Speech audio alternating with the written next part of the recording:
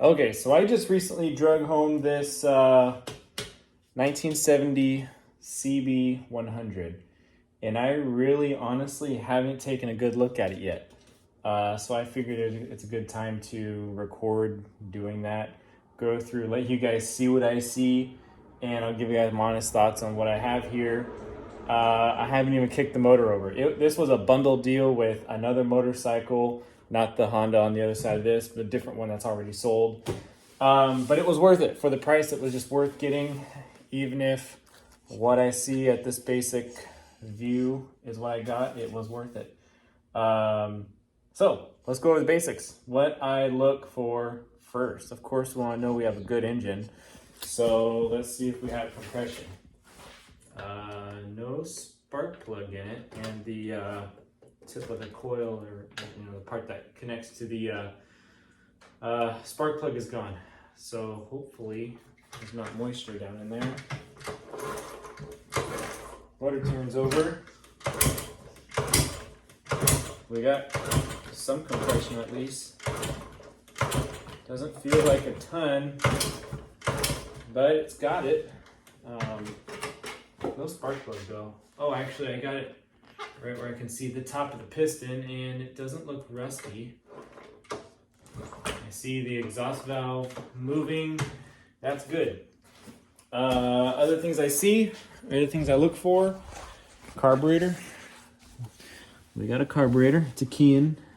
It's probably the original one. We have the, oh wow, that's in actually really good condition. Nice and soft still. The intake boot, the original air cleaner housings in here. That's good to see. No clutch cable.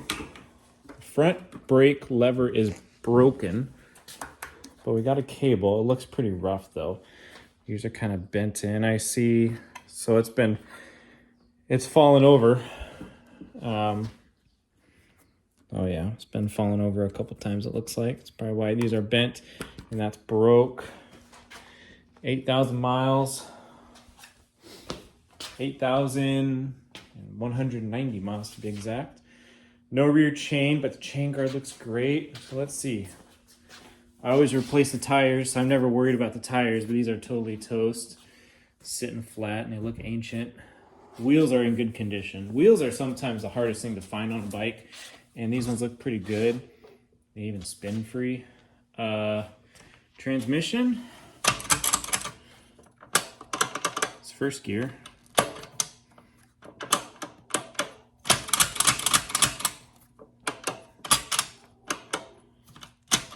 Feels a little clunky. I can't find neutral. No, that feels weird. It should be clicking down like that. I have a stuck shift boot or a shift fork or something. It's our positive lead for the battery. There's our negative. Something else was supposed to be hooked up there. But it looks unmessed with, really. This all looks factory, which is a really good thing. One of the first things I look for. No key, not a big deal. Looks like all the original hardware on the motor, which is good. Means it might not have been tore into really ever. Choke moves free. It's the throttle move, yeah. Not really, but a little bit. Yeah, this is all just original wiring, it looks like, which is great news. It's like the original style flasher relay. So one thing that's really important is the wiring. You really want to find something, even if it's beat up like this, you just don't want it messed with and wrong colors in there and stuff. I mean, this looks like the original wiring harness, which is great news. So, it's uncorked that. No, it's that's the fuel line. Oop, there it goes into the carburetor from the tank, and someone stole the tank fuel valve. That's okay. No battery, no side covers, no big deal. The fenders are kind of hard to find sometimes, and this rear one's pretty rough. I don't know what this is about here. Oh, someone bent it really bad and trying to repair it, missing the whole rear light assembly like that. That's okay. So we may be shopping for a different type of, a different replacement, some kind of replacement rear fender, whether that's OEM or aftermarket, to be determined. Seat. We can always replace the seat cover only. That's no big deal. Looks like the trim is all in good shape. This trim you'll never find anywhere, so you hope you have it, which it looks like we do. Great news. So we'll probably just use the same seat structure. Oh yeah, this looks great. This will be okay. We'll use the seat frame and the seat foam, but we'll just put a new cover on it. I think I have one here even right now.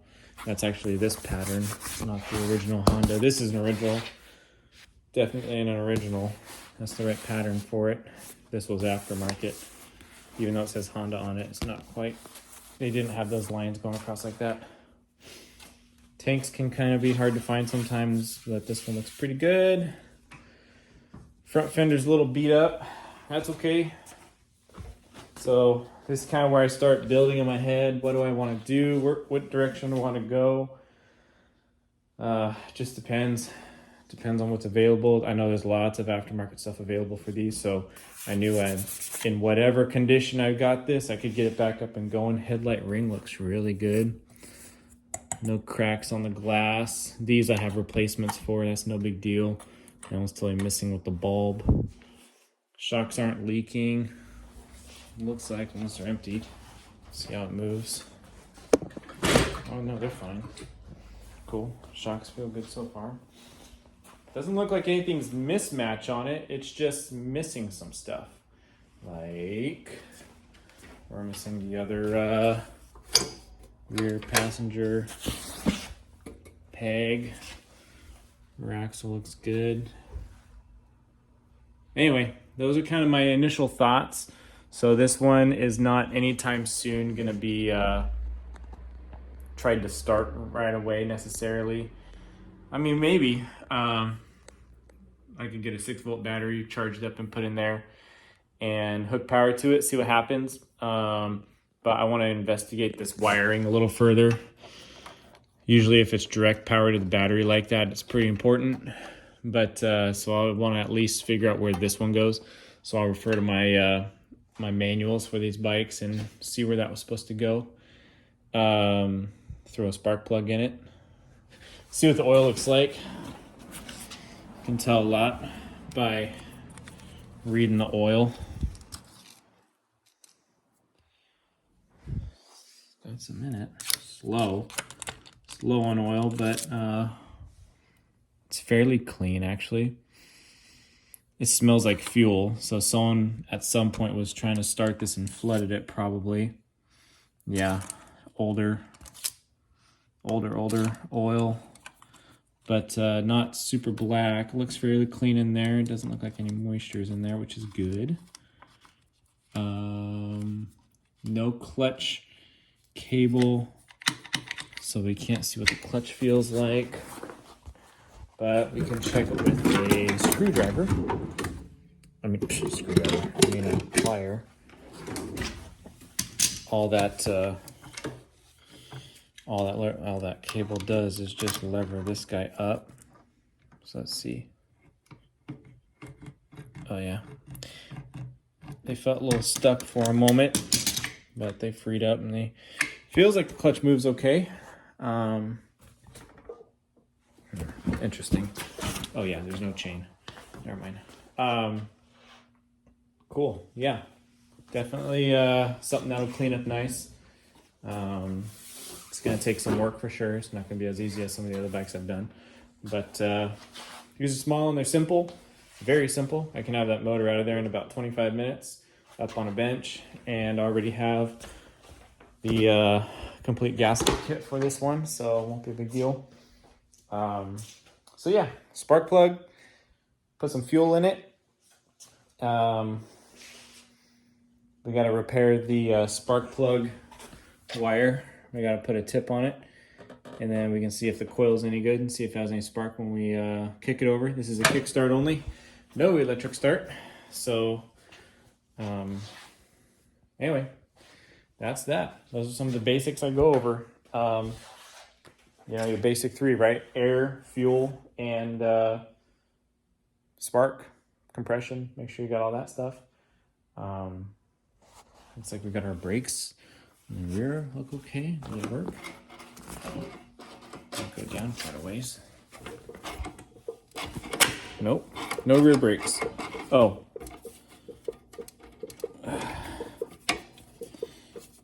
Yeah, I need to fix that. It's just slipping on the wire. It's not actually doing anything. Yeah, no brakes at the moment, but who knows? There may not be internals in there, but it doesn't look like any of this stuff's moved in a long time. So anyway, that's just kind of the raw edit. Quick looking over it. Exhaust can kind of be hard to find, but this has it. Has the original exhaust, HM 107. So we'll probably roll with that one for now. So anyway, yeah, raw, uncut edit of first look at the next project right there.